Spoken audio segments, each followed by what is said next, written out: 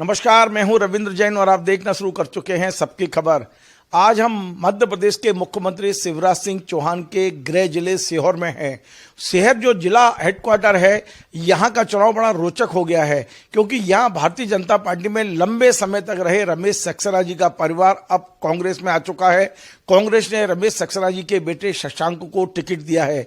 हमारे साथ रमेश सक्सेना जी हैं। हम उनसे जानने की कोशिश करते हैं कि आप लगातार भारतीय जनता पार्टी में रहे, आप उमा जी के बड़े नजदीक भी रहे, अचानक ऐसा क्या हुआ कि आपको भारतीय जनता पार्टी से मोहभंग हो गया और मुख्यमंत्री के जिले में, जहां मुख्यमंत्री खुद मतलब ये दावा करते हैं कि बहुत विकास की गंगा बही है, अचानक आपका कांग्रेस में जाने का मतलब क्या है? आपका बहुत बहुत स्वागत है रमेश जी। सक्सेना जी, अचानक आपने भारतीय जनता पार्टी छोड़ दी और कांग्रेस में चले गए और बेटा चुनाव लड़ रहा है। जब से मैं राजनीति में हूं, मैंने पहले 20 साल कांग्रेस की राजनीति की, फिर 93 में निर्दलीय उम्मीदवार के रूप में जनता ने मुझे विधायक बनाया और उसके बाद 98 में मैंने भाजपा ज्वाइन की। परंतु उस समय भाजपा के पितृ पुरुष कुशवाहा ठाकरे ने बुलाकर मुझे बोला था कि तुम भाजपा ज्वाइन करो। चूंकि मैंने लगातार 20 साल कांग्रेस जिंदाबाद किया था तो भाजपा से बनती नहीं थी, तो मैंने उनके सामने ये बात रखी थी कि साहब भाजपा का मैंने विरोध किया 20 साल, तो मुझे लोग झेलेंगे नहीं। तो उनका नहीं, इसकी चिंता मत करो। तो कुशवाहा ठाकरे के आदेश पर मैंने भारतीय जनता पार्टी ज्वाइन की। परंतु शिवराज सिंह चौहान ने मुझे लगातार 20 साल में बीजेपी में रहा, टिकट भी मिला, चुनाव भी जीता, परंतु उन्होंने मुझे दिल से कभी चाहा नहीं। तो मैं लगातार जनता की सेवा करता रहा। 13 में मात्र किन्हीं कारणों से होता है राजनीति में, मैंने नगरपालिका चुनाव में, ये शिवराज सिंह चौहान आए थे नरेश मेवाड़ा के चुनाव में, मैंने ये घोषणा कर दी थी कि नर्मदा जल यदि विधानसभा चुनाव के पहले नहीं आया है तो मैं शहर में वोट मांगने नहीं जाऊंगा। नर्मदा जल आया नहीं, विकास हुआ नहीं, मैं अपनी बात पर अडिग रहा। मैं शहर में 1 लाख वोट है, वोट मांगने नहीं गया।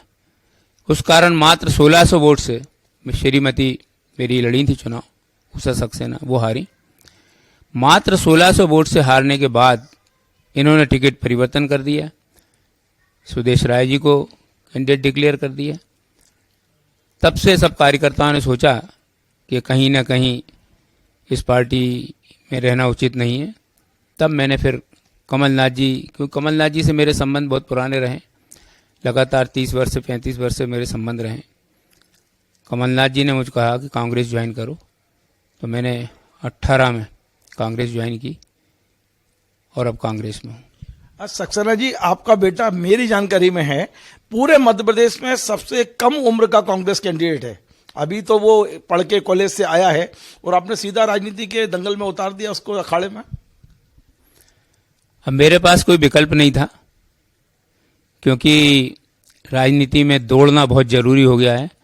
अब उम्र के हिसाब से उतना दौड़ नहीं सकता, परंतु चूंकि मेरा बेटा बहुत काबिल है, पढ़ा लिखा तो है ही, परंतु जो संस्कार मैंने दिए हैं उन संस्कारों पे वो चल रहा है बचपन से लेकर अभी तक।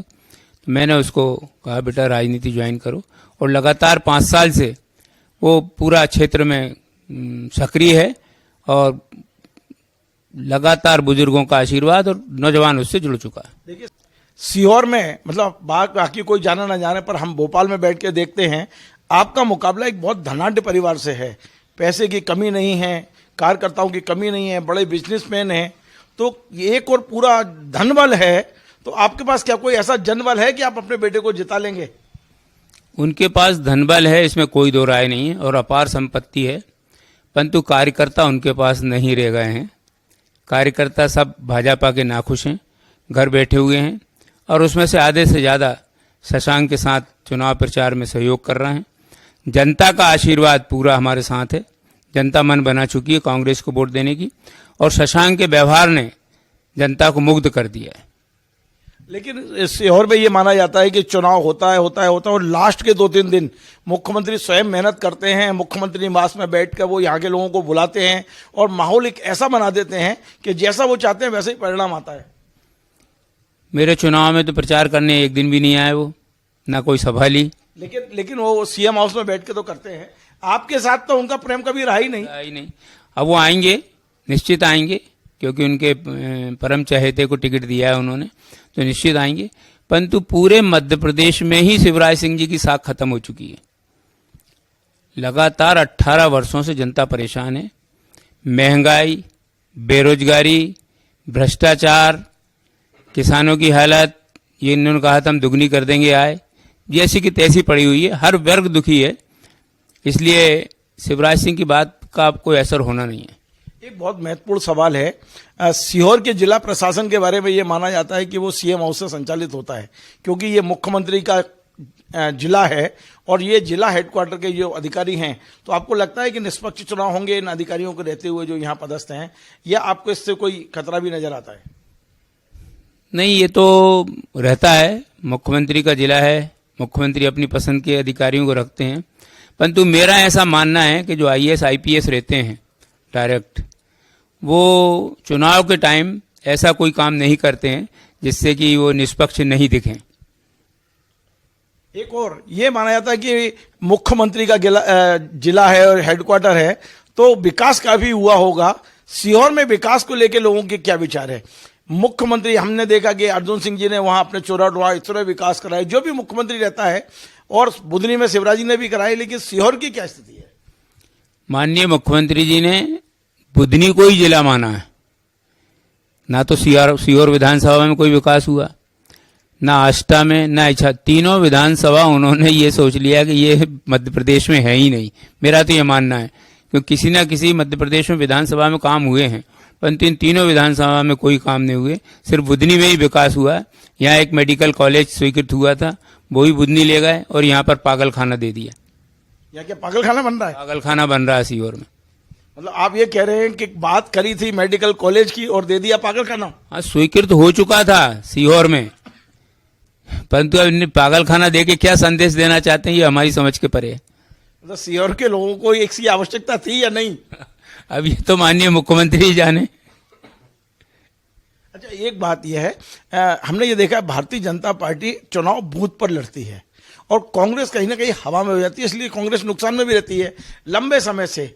आप चूंकि राजनीति के बहुत कुशल खिलाड़ी हैं और आप सब चीजें जानते हैं, आपने लंबा समय कांग्रेस में बिताया है और उससे भी ज्यादा लंबा समय बीजेपी में बिताया है, तो दोनों पार्टियों के हथकंडे आपको पता है। इस बार चुनाव बूथ पे होगा तो क्या स्थिति बनेगी? इस बार चुनाव बूथ पे ही होगा और कांग्रेस एकजुट है और कांग्रेस संगठन भी इन 5 सालों में बहुत मजबूत बना है सीहोर के अंदर, और बूथ लेवल पर ही सारे कार्यकर्ता हैं और बूथ लेवल पर ही चुनाव होगा। वो ये जो भारतीय जनता पार्टी के एक नेता रहे हैं सनी महाजन, वो लगातार चुनाव में फॉर्म भरते हैं, फिर वो बैठ जाते हैं और कई बार वो लड़े भी है तो अच्छे वोट लेके आए। इस बार वो भारतीय जनता पार्टी का काम कर रहे हैं और ताकत से कर रहे हैं, उसका आपको कितना नुकसान होगा? नुकसान नहीं होना है, क्योंकि उनके साथ जितने भी थे लोग वो सुदेश राय जी के विरोधी लोग जुड़े हुए थे। अब सन्नी महाजन जी के उधर जाने से वो उधर नहीं जा रहे हैं, वो सीधे कांग्रेस को सपोर्ट कर रहे हैं और ओपन कर रहे हैं। कमलनाथ जी से यदि बात की जाए तो सीहोर जिले की 4-5 सीटों पर वो एक ही व्यक्ति को अपना मानते हैं, वो है रमेश सक्सेना। तो आपको कोई जिम्मेदारी दी है कि सीहोर के अलावा भी आपको यहाँ जाना है, आष्टा जाना है, इछावर जाना है, बुधनी जाना है और ये जीत के देना है? आपसे कुछ बात हुई हो? नहीं, निश्चित रूप से बात हुई है और उन्होंने कहा पूरा जिला देखना है और मैं जाऊंगा भी, बुधनी भी जाऊंगा, आष्टा भी जाऊंगा और इछावर भी जाऊंगा। सक्सेना जी, आपके यहाँ एक बड़ा धार्मिक बहुत बड़ा क्षेत्र बना है कुबरेश्वर धाम, और वहां पर तमाम सारी व्यवस्थाओं को लेके कई बार प्रश्न उठते हैं। हमने कैलाश विजयवर्गीय को वहां जाके देखा है, खुद कुबरेश्वर धाम के जो महंत हैं, अपने जो प्रवचनकार हैं, कथाकार हैं प्रदीप मिश्रा जी, हमने उन्हें यहाँ की व्यवस्थाओं को लेकर रोते हुए तक देखा है, उनके आंसू तक देखे हैं। मुख्यमंत्री का जिला है, कुबरेश्वर धाम बन चुका है, तो इसकी व्यवस्थाओं को लेकर लोग जो सवाल उठ रहे हैं, आपका क्या सोचना है, इसकी क्या होना चाहिए और जो हो रहा है वो ठीक हो रहा है क्या?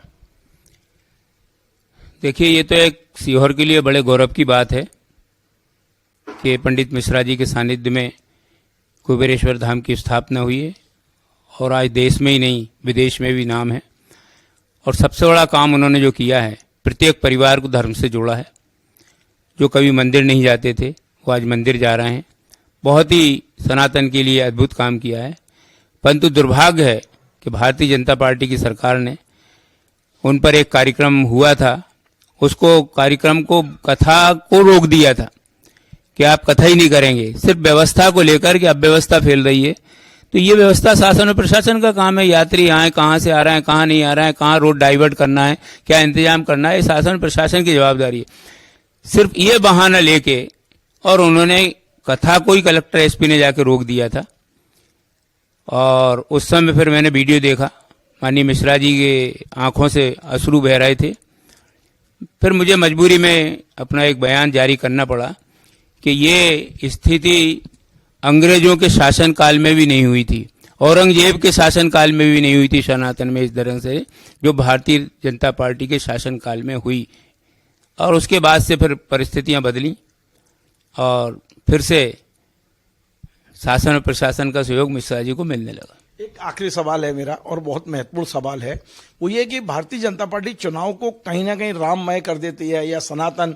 अभी पिछले लंबे समय से हमने देखा कि उन्होंने पहले बजरंगबली की बात की, लेकिन कर्नाटक में बजरंगबली उनके काम नहीं आए और वो वहाँ हार गए। उसके बाद में यहाँ पर उन्होंने सनातन को ले लिया। लंबे समय से सनातन सनातन चल रहा है, लेकिन अभी 8-10 दिन से राम मंदिर अयोध्या का फिर से आ गया है कि राम मंदिर का 22 जनवरी को भूमि प्राण प्रतिष्ठा है। उसका प्रचार ऐसा किया जा रहा है कि राम मंदिर सरकार ने नहीं बनाया है, भारतीय जनता पार्टी ने बनाया है। तो इस राम मंदिर का, सनातन का और आपके कुबेरेश्वर धाम, इन सब चीजों का आपके चुनाव पर क्या असर पड़ सकता है? इस बार भारतीय जनता पार्टी को इसका कोई लाभ नहीं मिलना है, क्योंकि सनातन धर्म जो है वो सभी धर्म को मान्यता देता है। और सनातन धर्म में रामायण सबसे ज्यादा प्रचलित है और राम का चरित्र और राम को ही ज्यादा मानते हैं लोग। तो रामायण में लिखा हुआ परहित सरिस धर्म नहीं भाई, पर पीड़ा सम नहीं अधमाई। दूसरे को दुख देने से बड़ा कोई धर्म नहीं है और दूसरे को सुख देने से बड़ा कोई धर्म नहीं। ये धर्म की परिभाषा है सनातन धर्म की।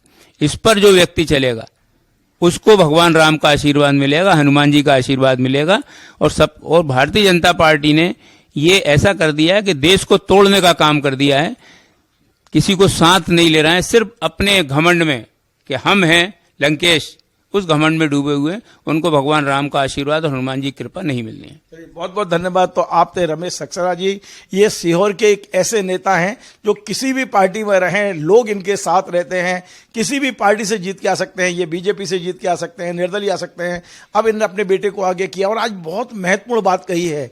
मुख्यमंत्री शिवराज सिंह चौहान का जो जिला हेडक्वार्टर है सीहोर, यहाँ घोषणा की गई थी मेडिकल कॉलेज देने की और यहाँ दे दिया गया है पागलखाना। रमेश जी अब इस चुनाव में मुख्यमंत्री से पूछ रहे हैं कि शिवराज जी बताइए ये पागलखाना किसके लिए बनाया है। एक बड़ा मुद्दा इस चुनाव में बन सकता है। आपको हमारा ये कार्यक्रम पसंद आए, आप इसे शेयर करें, लाइक करें, कमेंट करें और आपसे बार बार निवेदन है मेरे इस चैनल को सब्सक्राइब अवश्य करें।